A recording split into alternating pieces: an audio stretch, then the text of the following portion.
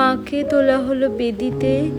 এরপরে আমাদের ছিল প্রচুর কাজ, নৈবেদ্য সাজানো,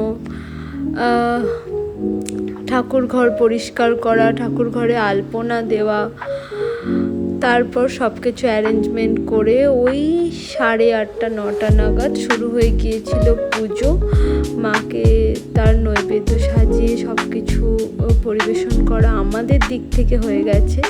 ব্রাহ্মণও এসে গিয়েছিল, মাকে পরানো হয়ে গিয়েছিল মালা। এই মালাগুলো সবাই, বাড়ির সবাই পুজো দেয়।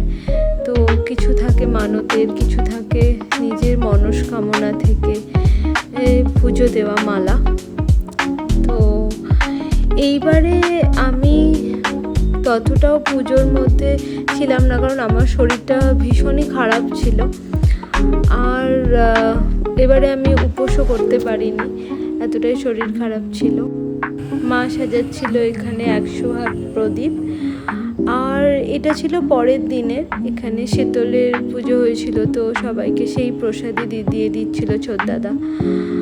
আর মা তারপরে আরও 2 দিন ছিল এবারে আমাদের সাথে, সেই জন্যই সারাক্ষণ বাড়িতে সমস্ত লোকজন, ভাইফোঁটায় সমস্ত ভাইয়েরা এসে এই 4টে দিন একদম গম করে বাড়ি।